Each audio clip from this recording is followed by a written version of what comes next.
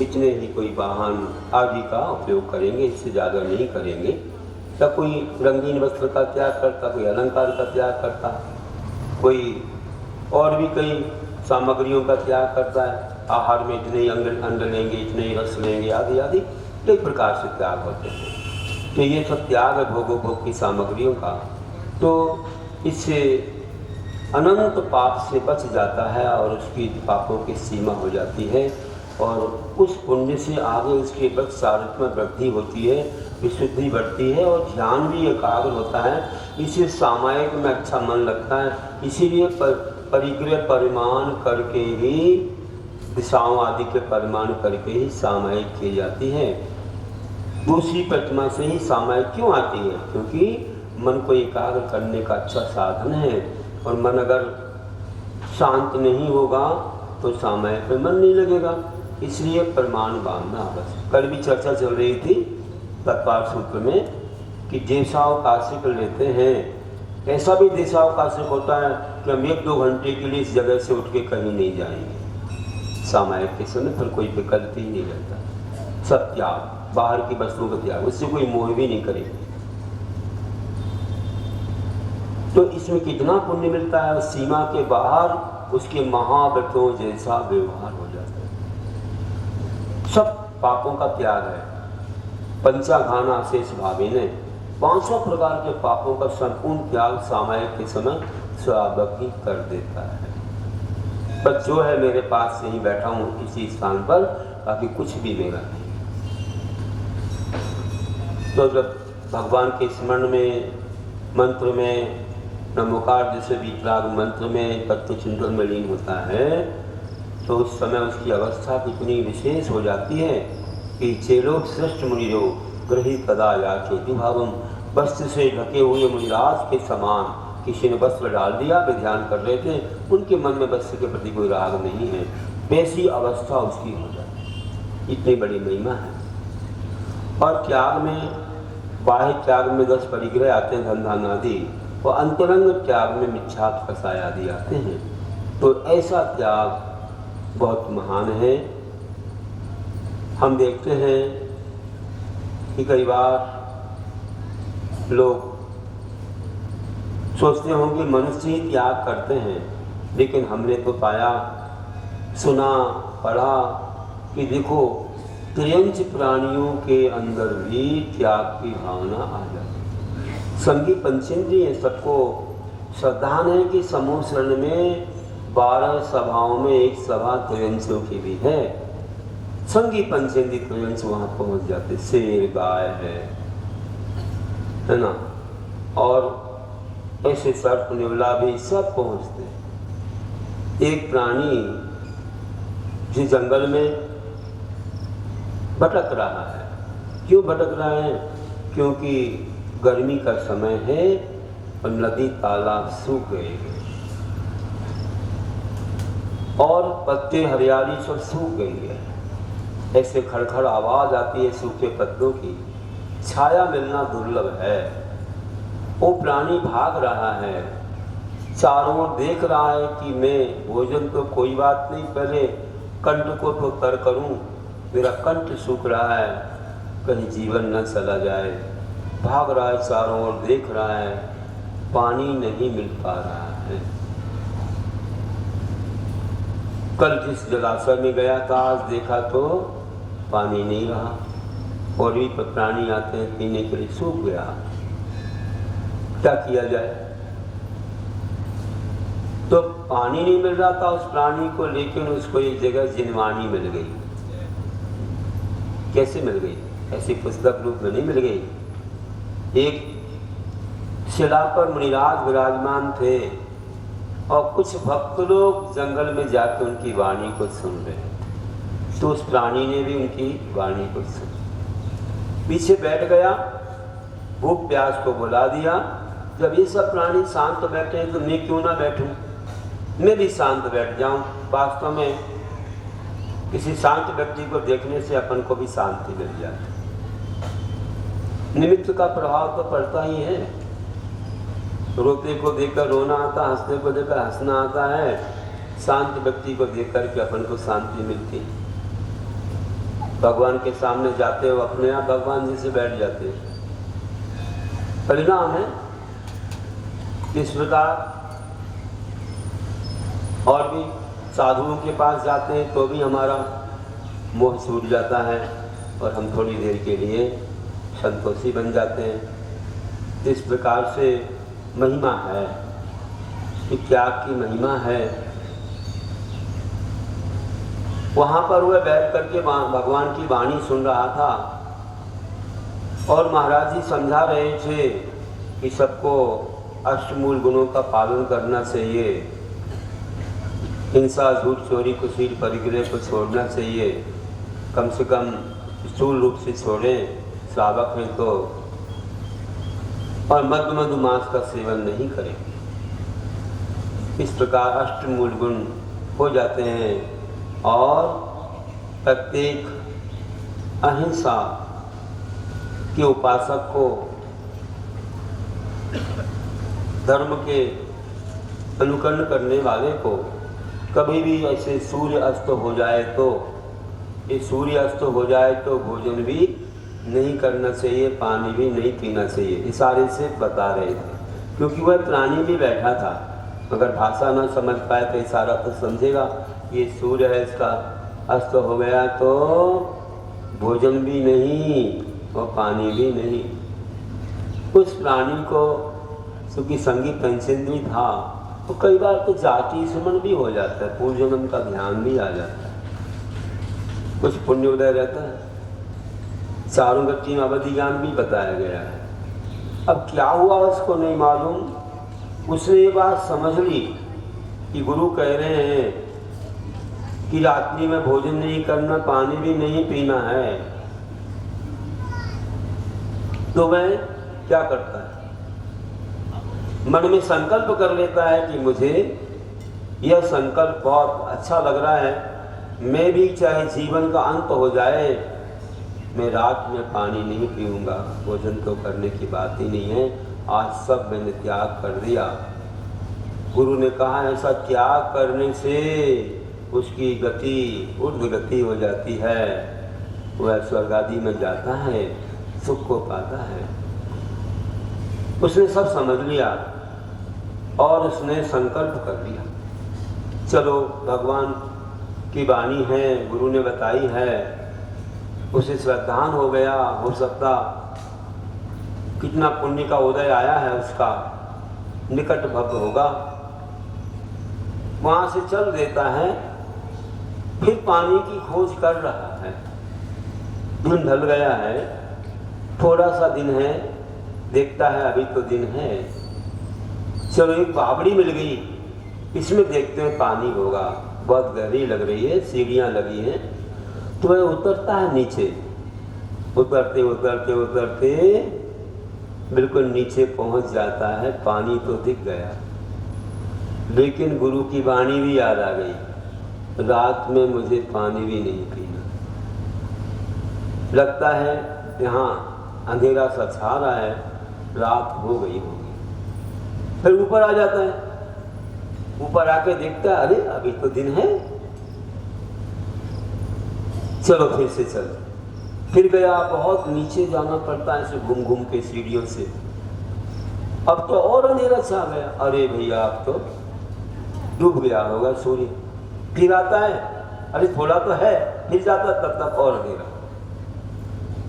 तो कहता आपने पीना पानी। ऊपर आता वास्तव में सूर्य अस्त तो हो गया।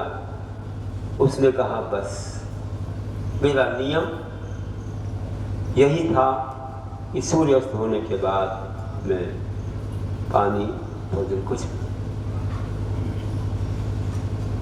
ऐसा होता है रात्रि भोजन त्याग। सोचो कि कोई दूसरा नहीं, एक प्रेम से प्राणी के मन में कितना भाव आया, उसने कितने भावों से ऐसा कार्य किया, बड़ी श्रद्धा से किया, और वह रात भर बैठा रहा। हो सकता उसकी उम्र भी हो गई हो, और जो भी हुआ रात में उसने उस त्याग के साथ गुरु का स्मरण करते हुए, उन्होंने जो नमोकार मंत्र पढ़ा था मंगलाचरण में, उसको भी याद लाते हुए और अपने प्राण त्याग कर। रात्रि में उसके प्राण निकल गए, देहांत हो गया और चला गया। किसी का देहांत हो जाता है, तुम लोग क्या बोलते हो? जब भी लिखते हो बोले स्वर्गवासी। क्यों भैया? हर एक व्यक्ति को स्वर्गवासी लिखते हो, अभी तक किसी ने नरकवासी, पर्यंचवासी नहीं लिखा। चाहे वो कितना व्यसन करके गया हो, कितने भी पापों को करके गया हो, सबको स्वर्गवासी। अच्छा, तो ऐसे अलग अलग लोगों के मन में भावनात्मक रूप से कर देते हैं, ऐसा कह देते हैं, लेकिन वास्तव में जिसने जैसी करनी करी वैसा ही होता है। आप लिखते स्वर्गवासी और व्यसन करते गए, कोई संयम अपनाया नहीं, नरक में गए हो, फिर अंश में गए हो, लिखना आपको स्वर्गवासी। हम कहते स्वर्गवासी क्यों लिखते हैं? सबके लिए स्वर्गवासी मत लिखो। कोई संलेखना से गया हो, त्याग से गया हो तो ठीक है, तो बाकी के लिए क्या लिखेंगे महाराज? बाकी के लिए अपन को मालूम नहीं कहाँ गया है। कितना देखो, देहांत, अवसान, कई शब्द हैं। मृत्यु है, लेकिन मृत्यु लोगों को अच्छा न लगे। मरण तो लिख सकते हैं। मरण तो बहुत अच्छे होते, 5 प्रकार के मरण होते हैं, उनमें बहुत विशेष मरण भी हैं। बाल बाल मरण, बाल मरण, बाल पंडित मरण, पंडित मरण, पंडित पंडित मरण है। केवली भगवान का भी मरण, समाधि मरण बोलते हैं ना, मुनियों का समाधि मरण। तो मरण शब्द तो अच्छा है, इसमें कोई बात नहीं है। लेकिन नहीं लिखना चाहें तो देहांत लिख सकते हैं, देहावसान लिख सकते हैं। लेकिन स्वर्गवासी कैसे लिखते हैं?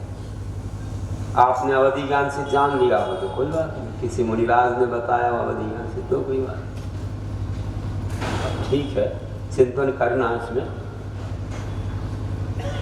लेकिन उसका क्या हुआ? वह भी स्वर्ग नहीं गया, देहावसान हो गया, उसका देहांत तो हो गया। कहाँ गया? मरण करके वह उस व्रत के पुण्य से एक नगर श्रेष्ठी का पुत्र हो, नगर श्रेष्ठी का पुत्र हो। और वह पुत्र देखो कितना तेजस्वी, कितना सुंदर, जन्मते ऐसा लगा जैसे कोई कामदेव ने जन्म लिया। इतना सुंदर, इतना सुंदर। सब लोग हमको दे दो, हमको दे दो, हमको दे दो। थोड़ा सा ही 4-6 महीने का हो गया तो सबके हाथों में जाता, सब लेना चाहते इसको, जैसे कोई तीर्थंकर को खिला रहे। धन तीर्थंकर तो मिलते नहीं किसी को ऐसे सामान, देवता भी तरसते हैं। ऐसा वो पुत्र सबके हाथ में जाता था, बड़ा स्नेह पाता था, और सबका स्नेह जब हुआ, सबको बड़ी प्रीति का कारण होता था। तो माता पिता ने जब नाम रखा, सबको प्रीति उत्पन्न करने वाला है, इसलिए प्रीतिं कर नाम रख दिया। प्रीतिं कर, प्रीतिं करोति थी, प्रीतिं करा, तो सबको प्रीति उत्पन्न करता है वो प्रीतिं कर। आप पढ़िए, पुराणों में वर्णन है, एक कथा लिखी हुई है। तो प्रीतिं कर नाम हुआ, धन्य हो, सबसे प्रीति मिलती, सबको प्रीति होती, सबका स्नेह मिलता। धीरे धीरे बड़ा हुआ, पुण्यवान था, अच्छी छोटी ही उम्र में अच्छी कला कौशल उसको हासिल होती गई। धीरे धीरे बढ़कर के अच्छा ज्ञानी हो गया, और जवान अवस्था में ही इतना अच्छा उपकार करने वाला, अहिंसा पालन करने वाला, सद्गुणों से परिपूर्ण, सदाचारी, सबको बहुत भाने वाला, ऐसा जगत प्रशंसित हुआ आत्मा। उसे संसार अच्छा नहीं लगा, उसने कहा ये स्वार्थी संसार है। आज सब हमको अच्छा अच्छा कह रहे हैं, कब तक अच्छा अच्छा कहेंगे? जब तक मेरा पुण्य है। कभी पाप का उदय आ गया तो कोई अच्छा कहेगा? कोई भरोसा नहीं है, किस समय कौन क्या हो जाए, स्वरूप से कुरूप हो जाए, निरोगी से रोगी हो जाए, अमीर से गरीब हो जाए, कब दिवालिया हो जाए, कब छप्पड़ फाड़ के मिलता है और फट्टा झाड़ के सब चला। किस समय क्या घटना घट जाए किसी को नहीं मालूम है।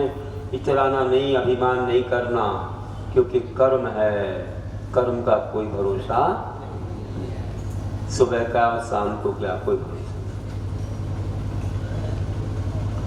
तो विचार करो कि लोग सोचते हैं कि चलो हमारी बड़ी मिनिस्टर से पहचान है, हमारी बहुत बड़े नेता से पहचान है, हमारा अच्छा नाम है, सब लोग हमसे प्रसन्न हैं, कोई कुछ नहीं कर सकता।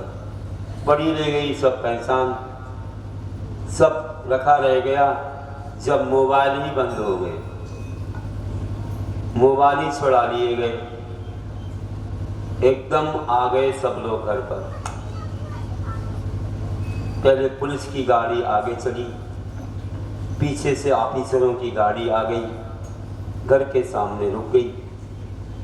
ये व्यक्ति कब आता है बिल्कुल मालूम कर लिया। वो आते ही ज्यों ही बताइए सोसाइटी के द्वार खुले, कॉलोनी के द्वार खुले, वॉचमैन ने खोला, उसकी गाड़ी के पीछे पीछे 2 गाड़ियां और आ गई। साक्षात घटना है जगह। पहले से कह दिया गया था ध्यान रखना पीछे से पुलिस की गाड़ी आएगी। वॉचमैन तो देखता ही रह गया। वो सोचता था सेठ जी के निकलने के बाद हम गेट बंद कर देंगे। सब रईस लोग क्रीम पार्टियां वहाँ रहा करती थी। पीछे से गाड़ी पुलिस की आई, ऑफिसरों की गाड़ी आई। ऑफिसर नहीं थे, कोई ऐसे उनके रहते हैं डिपार्टमेंट जो पहले व्यक्ति को सब कुछ पूछ लेते हैं और फिर दूसरी गाड़ी तीसरी गाड़ी आती है फिर पूरा हिसाब किताब लेते हैं। पुलिस की गाड़ी डरवा देती है और वे आते हैं, वे पूरी बातों से तुम्हारी सब जानकारी ले लेते हैं, है ना। और फिर तीसरे आते हैं, वे पूरे हिसाब किताब पूरा का पूरा जो पॉइंट्स उन्होंने ले लिए हैं वो पूरा फिर बाल की खाल निकाल करके और पूरे एक एक चीज़ पूछ लेते हैं। कहाँ पर तुम्हारी कितनी प्रॉपर्टी, कहाँ कैसी कितनी क्या है, अच्छे हंसा हंसा करके पूछ लेते हैं लोग। इसके बाद फिर जो बनाने वाले आते हैं तो उस पर लगता चला जाता है इतना करोड़, इतना करोड़, इतना करोड़, लाख में तो बात ही नहीं होती। हो गया एक दिन में क्या हो गया कुछ समझ में नहीं आया। हम सोच रहे थे और मोबाइल सब ले लिए, लाओ कितने मोबाइल रखो यहाँ, पुलिस सामने कर रखो यहाँ, पूरे मोबाइल रखवा लिए, घर के जितने मोबाइल थे। कोई नहीं, कहीं नहीं जाएगा, चलो बैठ जाओ, सब बंद करो। हो गया काम, अक्का बक्का रह गए। अब क्या करूँ, किस एमएलए को फ़ोन करो कि मिनिस्टर को फ़ोन करो कि किसको फ़ोन करो, किसी को नहीं करना है, रख दो यहाँ पर। यहाँ तक मोबाइल को चेक करने वाले भी थे वहाँ, पूरा निकाल देते हैं अंदर से क्या क्या इसमें, कहाँ कहाँ का कितना डला हुआ है डेटा आपका, किससे क्या संबंध है, कितना बैंक बैलेंस क्या का, सारा का सारा पूरा ले लिया। हे भगवान, अब क्या होगा क्या होगा क्या होगा। एक दिन में करोड़ों रुपए का हो गया काम। बस पत्रकार आते हैं, पूछते जाते हैं, भैया क्या हुआ क्या हुआ क्या हुआ। पेपर में आता जाता इतने रुपए पाए गए, इतना पाया गया, इतना पाया गया, पेपर में चल रही न्यूज, उसको कुछ मालूम ही नहीं है। इतना भैया बहुत कठिन काम है। तो इतना अभिमान कर लेते हैं लोग कि हम तो ये हैं वो हैं, कोई साथ नहीं देता। मिनिस्टर लोग भी पहले से सब जानते हैं, कोई सुनने वाला नहीं है, कोई ना फोन कर सकता है ना वे उठाएंगे फोन। बेच तुम्हारे सब जानते हैं, वो बेच तो सब करवा देते हैं, उन्हें तो सब मिलता है नीचे से ऊपर तक सब, ऐसा ही है।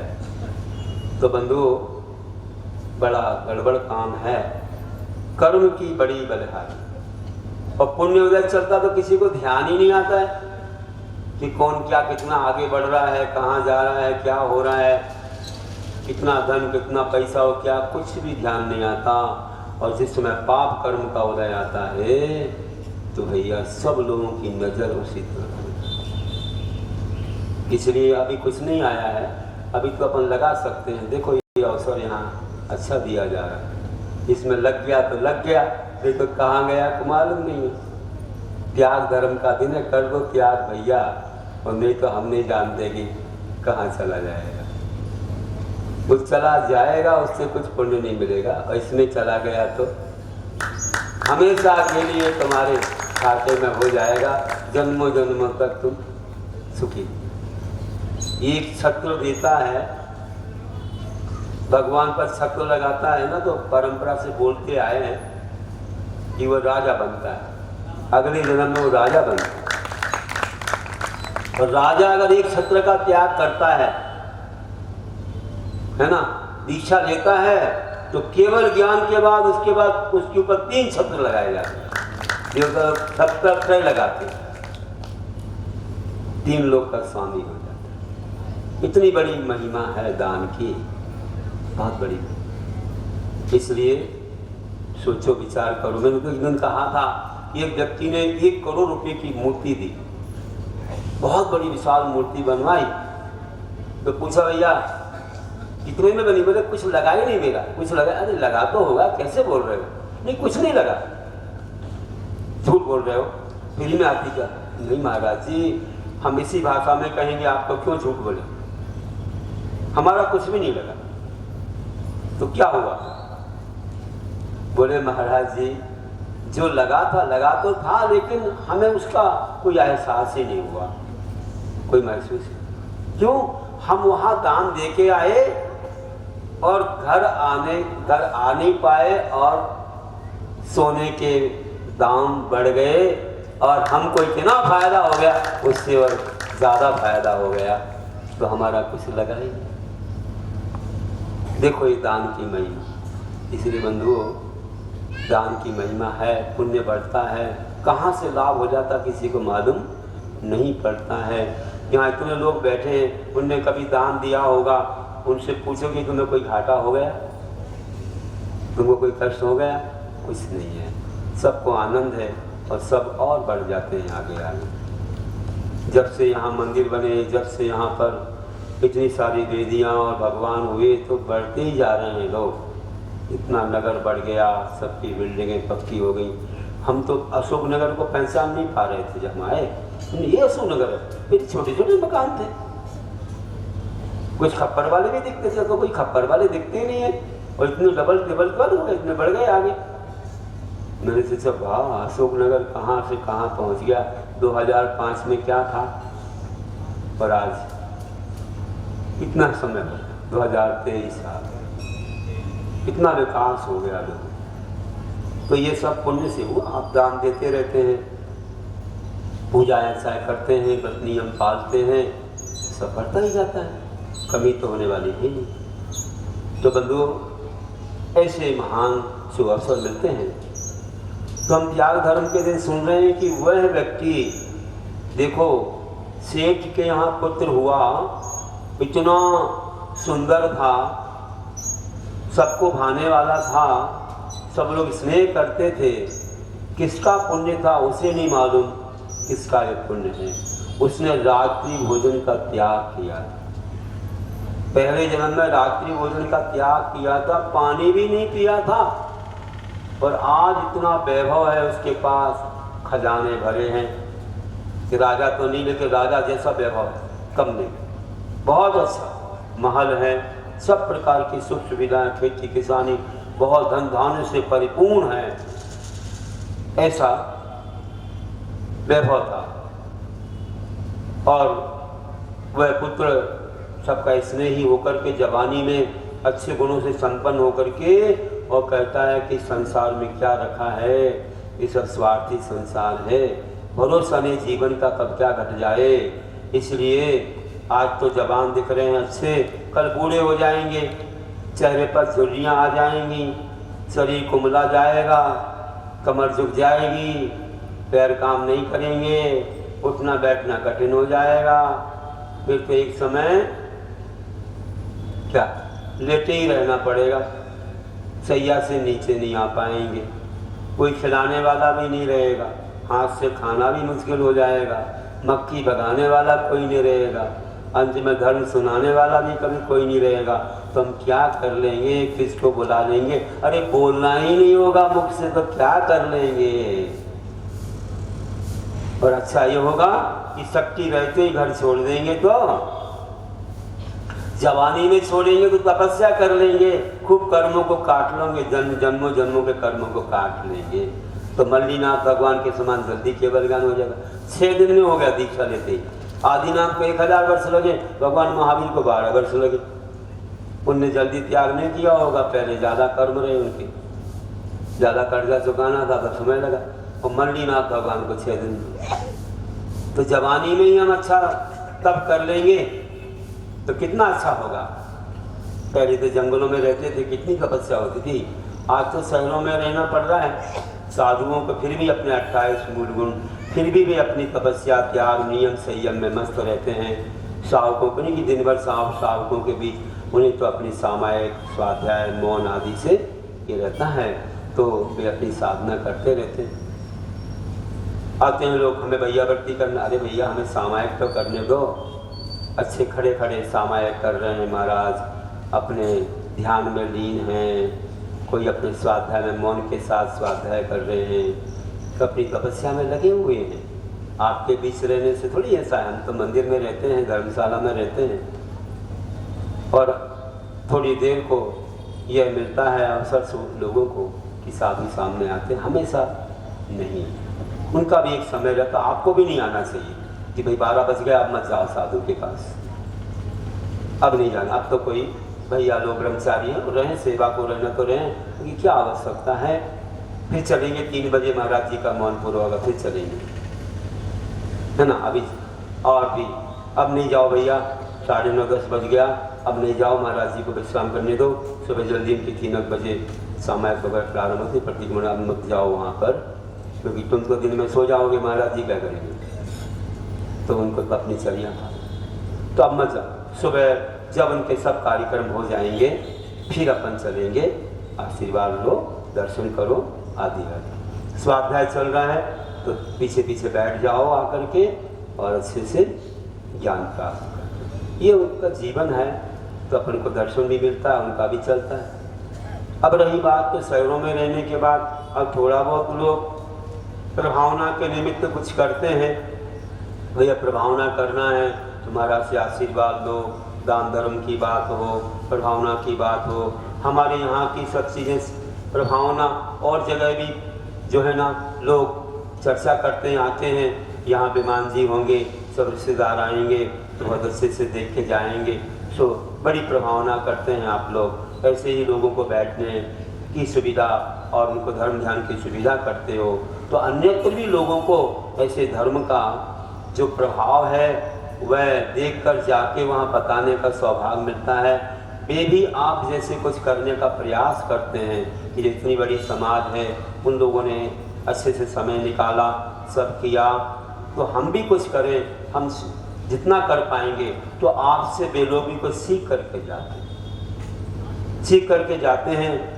आपकी बातें उन्हें मालूम पड़ती हैं तो वे लोग उत्साहित होते हैं। कई ऐसी जगह है जहाँ मुनि लोग जाते ही नहीं या कम जाते हैं, उन्हें कुछ नहीं मालूम कि आहार कैसे देना, कैसे सेवा करना, कैसे विहार करवाना, क्या करना, उन्हें कुछ मालूम नहीं है। आपकी ये सब बातें उन तक पहुंचती हैं तो वे लोग भी सजग हो जाते हैं। तो ऐसे हैं आप लोगों के ये सब जीवन से बहुत कुछ लोगों को मिलता है, तो हम लोग ऐसी प्रभावना करते रहें। और ये जो प्रभावना का कार्यक्रम आ गया है, विमानोत्सव आ गया आपका। ये विमानोत्सव जो है बहुत महान है और इससे जो है बहुत प्रभावना होगी। विमानोत्सव में सब लोग ध्यान रखना, बहुत अच्छे वेशभूषा को अपना। सबसे पहली बात तो आपकी सादगी काम देगी, सादगी से रहना, सादगी काम देगी कि अपन लोग अच्छे देशीय वेशभूषा में रहेंगे। वे निकालो ऐसे अपने जो भी हैं वस्त्र, जो अच्छे कुर्ता पजामा है ना, धोती कुर्ता, पहले ज़माने की सब चीज़ें थी। अब धोती तो लोग भूल गए हैं, तो यही पहन लेना, ये पूजा की धोती पहन लेना, और क्या है। ऐसे तो घरों में रहती है, पहनना चाहिए। तो बहुत अच्छे ऐसे इसके साथ आप रहो। आप हर नोट में देखते हो महात्मा गांधी को, और भी कितने कितने विशेष व्यक्तियों को देखते हो, कैसे रहे वे लोग, एक से एक बड़े लोग। अच्छी टोपी वगैरह लगाते थे, तो थोड़ा उन लोगों को मालूम पड़े कि ऐसी बड़ी समाज से शिक्षा मिलती है, तो हो सके तो आप टोपी भी लगाएं, कुर्ता पजामा या धोती कुर्ता पहने, टोपी लगाइए, लोगों को अच्छा लगेगा। नहीं तो आप बढ़िया पैंट शर्ट, कोई टी शर्ट पहन के आ रहा है, कोई हाफ पैंट ही पहन के आ रहा है, कोई पैंट ही पहन के आ रहा है, ये सब क्या है, कुछ समझ में नहीं आता है। कौन सा शो कर रहे हैं आप लोग, क्या दिखा रहे हैं लोगों के लिए। प्रभु को देखने आए आप, प्रभु के सेवक बन के चल रहे हो, और क्या पहन रहे हो। नहीं, ऐसा नहीं करेंगे। बिल्कुल सादगी से रहेंगे, यहाँ तक के पादप प्राण भी नहीं पहनेंगे। अब साधु के साथ चल रहे हो, महाराज जी तो बिना इसके चल रहे हैं, नंगे पैर, और आप तरह तरह के पहन करके चल रहे हो। हम लोग कमंडल भी नहीं देते उन लोगों को, हमें से आशीर्वाद नहीं देंगे, तुमसे बात नहीं करेंगे। पादप प्राण छोड़ के आओ, सादगी के साथ आओ, अच्छे से आप चलो, बहुत विनय से। और रास्ते में कोई खाने पीने की भावना मत रखो, है ना। देने वाले देते हैं, लेकिन पक्का नियम कि कोई फास्ट फूड नहीं बांटेगा। रास्ते में कहीं पर भी कोई ये पैकेट वाली चीज़ें नहीं देंगे। अपने घर में कोई शुद्ध बनाया हो तो आप नाश्ता के रूप में दे दें, फल वगैरह दे सकते हैं, पानी रख सकते हैं, अच्छा निर्मल पानी जो कि छना हुआ है जैसा भी। तो आप देखिए प्रासों के तो और अच्छा है। तो ऐसे पानी को भी आप रखिए, और अच्छे से, बच्चे भी हैं, बड़े भी हैं, सब हैं, लेकिन कोई फास्ट फूड मत रखना रास्ते में। और अन्य लोगों को कहना, बोले हमने नहीं रखा, दूसरे जाति का व्यक्ति ले, नहीं, उनको भी कहोगे नहीं चलेगा अंदर। आजकल तो क्या होता मालूम है, जो वर्ष भर की चीज़ें कई वर्षों से बिकी नहीं, वो तुम्हारे काम में आ जाती है। अच्छे से सप्लाई कर देते, नाम अपना बढ़ा लेते हैं, और ऐसी जो एक्सपायरी डेट वाली चीज़ें सबको खिला देते हैं। बिल्कुल नहीं चलेगा कहना, बिल्कुल नहीं तो हमने देखा और हम वहीं से लौट गए। हमने देखा यहाँ गड़बड़ है, तो हम कहेंगे चलो हम तो चलते हैं मंदिर, हम नहीं जाएंगे आपके साथ। बिल्कुल सही करूँगा मैं। हम बिल्कुल भी नहीं देखेंगे, कोई भी फास्ट फूड पैकेट वाली चीज़ें नहीं रखेंगे। वहाँ को अच्छे से जो है आपको देना है, तो आप अगर गर्मी लगे तो शरबत दो बना करके, अच्छा शिकंजी वगैरह दो। सामान्य लोग हैं, जब मुनि लोग एक बार आहार करते हैं, ऐसे प्यासों और सब भूख के साथ रहते हैं, और तुम लोग पल पर खाओ तो मजा मौज का स्नान हो गया। नहीं, ऐसा नहीं होगा। तो आपने जान लिया, फल फूल दे सकते हैं, कोई भी बांट सकते, केला वगैरह है, कई मौसमी वगैरह रख लेते हैं लोग, देते जाते हैं। उसमें कहाँ से कोई अशुद्धि है, कुछ नहीं है, आराम से जो है चलता है। तो ऐसे आप लोग ध्यान रखना। वो केला खा करके छिलके वहाँ मत डाल देना ज़मीन पर, ये तो कोई और फ्रैक्चर करा दो किसी का, तो भी ध्यान रखना। मतलब बताना पड़ता है छोटी छोटी बात तो ध्यान रखना। और महिलाएं भी इस तरह तो देख ही नहीं रहे हम, यहाँ तो केसरिया, वहाँ सब रंग चलेंगे। अरे केसरिया हो तो निकालना, केसरिया सफ़ेद जो भी ऐसी चीज़ निकालना, ठीक है। हाँ, देखो प्लेन लाल नहीं चलेगी, उसमें कोई डिजाइन हो तो लाल भी चल जाएगी। प्लेन एकदम कुछ डिजाइन ऐसे नहीं पहनना पड़ेगा, ये अपने में नहीं होता है। जैसे काले कपड़े नहीं चलेंगे, हाँ थोड़ा बहुत कहीं काला है, डिजाइन है उसमें कोई तो है, काला नहीं पहनना। अपने यहाँ की वेशभूषा नहीं होती है। हमने तो एक दिन कहा था किसकी होती है, पहले ज़माने में क्या मानते थे इसको, तो हम लोग जाने। तो कभी भी ऐसे नहीं। और कोई भी नेल पेंट, लिपस्टिक वगैरह कोई लगा के नहीं आए, बिल्कुल सादगी से। सादगी मतलब जो है ठीक है, आपकी सादगी तो यही है भाई, अपने घर के अनुसार तो पहनते ही हैं सब चीज़, ये मना नहीं किया जा रहा है।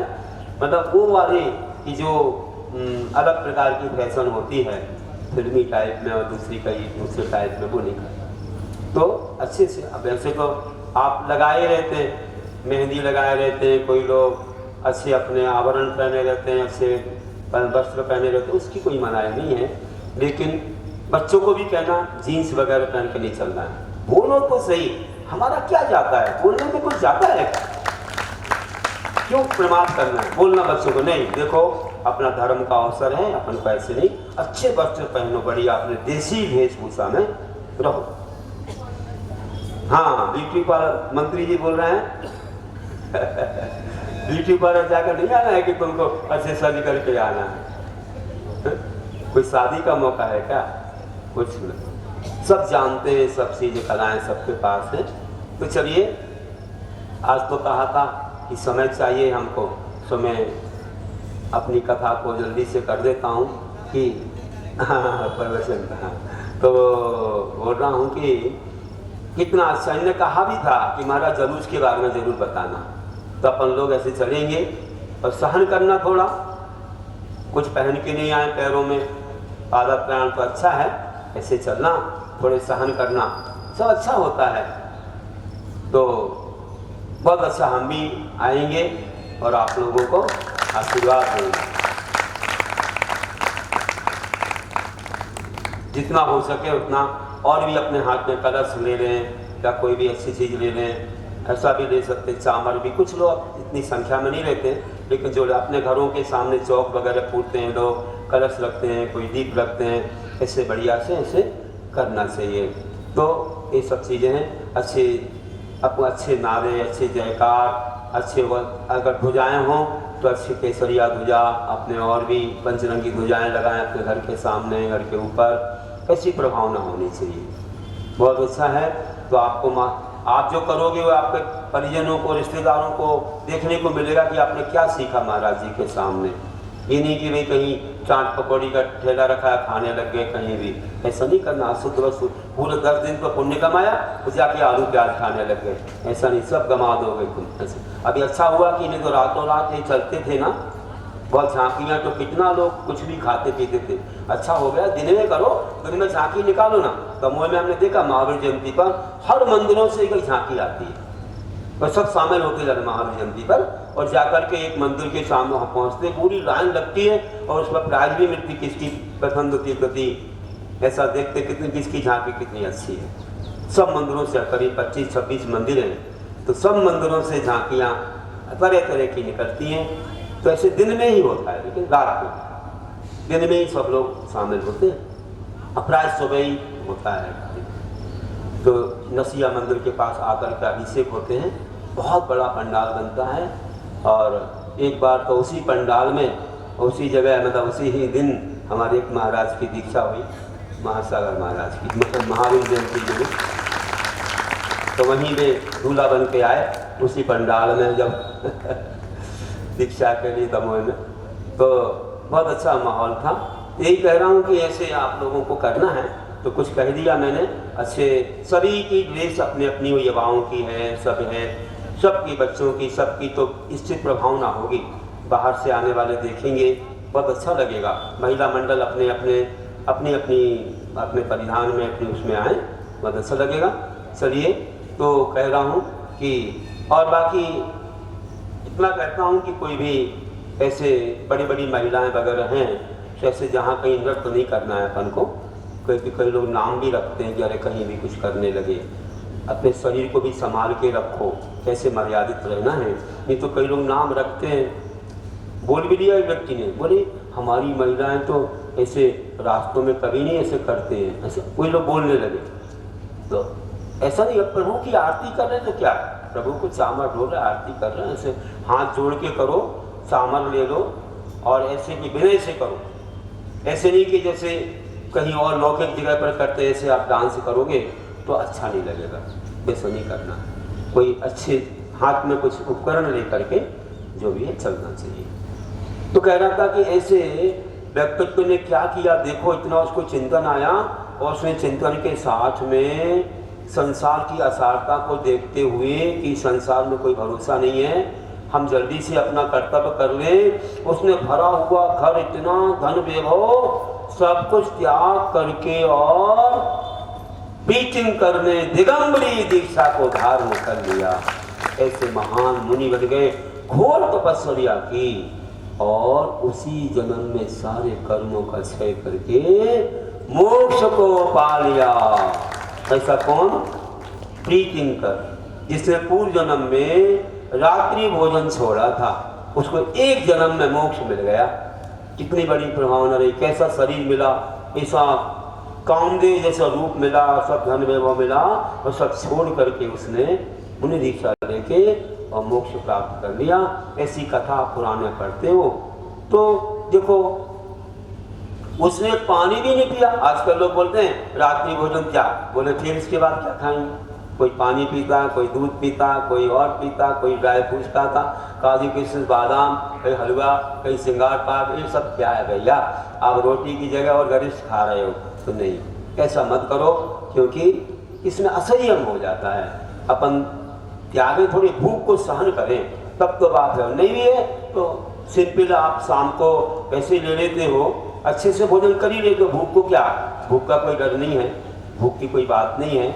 शाम को अच्छे से ले लेते हो, या एकासन करते हो तो फिर शाम को कोई कुछ नहीं लेते, या पानी मिलेगा। ज़्यादा बड़े बड़े नियम नहीं, तो ऐसे छोटे छोटे नियम भी हमको स्वर्ग पहुंचा देते हैं। तो बंधुओं, एक बात जो कहनी है कि दान के क्षेत्र जो होते हैं, आप अभी दान की यहाँ पर जो प्रक्रिया कर रहे हैं, इसके बाद आगम में एक आया है कि दान के 7 क्षेत्र होते हैं। कौन कौन से? जिन बिंबम जिनागारम, जिन आत्मा प्रतिष्ठितम, दानम पूजा से सिद्धांत, लेखनम क्षेत्र सप्तकम। 7 क्षेत्र है दान देने के, 7 क्षेत्र है दान देने के। और ऐसे दान आप बड़े भक्ति भावना से देते हैं तो वह पहला दान तो जिन प्रतिमा है। जिन बिंबम मतलब जिन प्रतिमा, प्रतिमा का दान देना सबसे बड़ा दान है। एक चावल की अगर आप प्रतिमा देते बोले अरुण तो बनते, चावल बड़ा तो कोई देता है नहीं। कम से कम 5 इंच से कम प्रतिमा, छोटी प्रतिमा नहीं ली जाती, क्योंकि उसमें अंकन न्यास वगैरह नहीं होता है। इसलिए प्रतिष्ठा में कम से कम 5 इंच की प्रतिमा, ये भी जो है दान है। इसके लिए अपनी ओर से कराते थे लोग। एक मंदिर बना करके पंचगाना गजलत कराते, सिंघई, 2 पर सवाई सिंघई, 3 में सेठ, 4 में सवाई सेठ और 5 में श्रीमंत सेठ बन जाते थे। और आज तो सब मिलकर भी एक मंदिर नहीं बना पा रहे। क्या हो गया? क्या आपकी अच्छी कमाई नहीं है क्या? नहीं, कमाई तो अच्छी होगी, लेकिन कोई बताने वाला नहीं है। चतुर्वेद सन को दान देना कौन है? मुनि आदि का श्रावक श्राविका का विहार, आहार, उपकरण आदि देना, ये भी दान है 7 दानों में। और एक दान है पूजा, बड़े बड़े कल्पद्म, इंद्र ध्वज विधान आदि रचवाना, सिद्धि चक्र विधान आदि करना, ये भी है। और सिद्धांत, अंतिम है सिद्धांत लेखनम, शास्त्र प्रकाशन करवाना, शास्त्रों को लिखवाना, ये भी बहुत बड़ा दान है। इससे लोगों को सम्यक ज्ञान दादी की प्राप्ति होती है। जीवन में वे लोग अच्छे धर्म से भर जाते हैं और उनकी विशुद्धि बढ़ती है, जिनवाणी की रक्षा होती है। कई लोग तो ताम्रपत्र लिखवाते हैं। अभी यहाँ अशोकनगर में एक फैमिली के भाव आए, अभी नाम नहीं बताऊंगा, कि महाराज जी मुझे रत्न कंडक 100 का चार चांदी में लिखवा करके विराजमान करना। मेरे से उनने निवेदन कर दिया है, आशीर्वाद ले लिया है, और यही करेंगे अशोकनगर में। हम तो लेंगे नहीं कि चांदी सोना। उनको भाव है कि मंदिर में आपको दर्शन हो जाएगा, 1-2 वर्ष लग जाएगा, लेकिन वो चांदी में रत्नगण 100 का चार अर्थ सहित लिखवा करके आपके अशोकनगर का भाग्य तो देखो, यहाँ विराजमान हो जाएगा, तो कितना अच्छा होगा। ये है। अब ठीक है, उसको लोग पढ़ नहीं पाएंगे, सबको नहीं पढ़ सकते। और आजकल जो अपन प्रिंट करवाते शास्त्र वगैरह, ये सब लोगों को पढ़ने को मिलता है, वो कई वर्षों तक सुरक्षित रहेगा। लेकिन इससे लोगों को ज्ञान बढ़ेगा, शुद्धि बढ़ेगी, उनका चारित्र आगे की ओर बढ़ेगा। तो हमें ये भी करवाना चाहिए, शास्त्र प्रकाशन करना चाहिए। हमारे शास्त्र तो बहुत लोग प्रकाशन करवाते हैं, उनका नाम भी आता है उसमें, किसी दुकान पर नहीं मिलते, हम बेचने देते ही नहीं है ऐसे। अब कहीं ऐसी जगह से निकल गए जो लोग ऐसा काम करते हैं, भारतीय ज्ञानपीठ वगैरह, तो उनका तो ये हो गया कि वो वैसे ऐसा ही करते हैं। लेकिन जहाँ अभी ऐसी जगह से निकलते हैं वो लोग, हम तो उनको सबको ऐसे बांटते रहते हैं और नियम देते हैं कि भैया आपको एक फल का त्याग, कुछ त्याग कर। अभी मेरे पास बहुत शास्त्र हैं, आप आइए, कितने पढ़ सकते हो आप, उतने पढ़ने का नियम ले लेना, तो हम उनको दे देंगे। बहुत भिजवाए भोपाल वालों ने, आपको मिल जाए। और आप पूछेंगे कोई और शास्त्र आगे आपको प्रकाशित कराना है, तो 7 क्षेत्रों में वही भी है, आपको बता दिया जाएगा कि कौन सी करवाओ। हमने आचार्य श्री की भी एक प्रवचन में उनके दीक्षा 50 में उसको निकाली, बहुत अच्छी लगी सब लोगों को, क्योंकि वह जो है हमने साक्षात प्रवचन सुने पंचगणना के ऊपर, एकांत मिथ्या का बहुत खंडन किया उन्होंने। तो ऐसे भाव आते हैं तो लोग ये प्रभावना करते हैं। तो हम लोगों ने ये भी जान लिया। और शास्त्रदान का फल है, शास्त्रदान फलेन आत्मा कलासु सकलस्वपि परिज्ञाता भवेत् पश्चात केवल ज्ञान भाजनम। ये बोला है हमारे शास्त्रों में कि शास्त्रदान के फल से आत्मा सकल कलाओं में पारंगत हो जाती है और अंत में वह केवल ज्ञान की विभाजन बन जाती है। ये हमारे शास्त्रों में लिखा हुआ है। आहार दान से कौन श्री स्वयं राजा शांतिनाथ तीर्थंकर बने, औषध दान से एक महिला वह वृषभ सेना और सर्वौषधि शक्ति वाली बनी, और उपकरण दान से एक ग्वाला कौंडेश मुनि बना, और आवास दान से एक सूकर स्वर्ग चला गया, मुनि महाराज की रक्षा की उसने गुफा में। तो देखिए इतने बड़े फल हैं, इसलिए हमें ऐसे महान दान को देना चाहिए। अभी कृष्णहारी की मड़िया का उदाहरण तो आप नहीं भूलोगे कि चक्की चलाते चलाते पेट का पैसा बचा करके उसने मड़िया बनवाई। तो आप तो इतने बड़े सब हो, क्यों नहीं आप कर सकते हो कि चोर भी ले गए तो भी नींद नहीं आई। जो अच्छा कमाता है उसके धन में इतने बड़े अतिशय होते हैं। तो बंधु अंत में बोल रहा हूँ कि सब द्रव्यों से मोह त्याग कर 3 तरह निर्वेद रहे, भव शरीर वा भोगों में ना राग कभी ना खेद रहे, संयत लोगों को करते जो ज्ञान सुदान अपरिमित है, ऐसे मुनि वे शिव सुख पाते त्याग धारते नियमित हैं।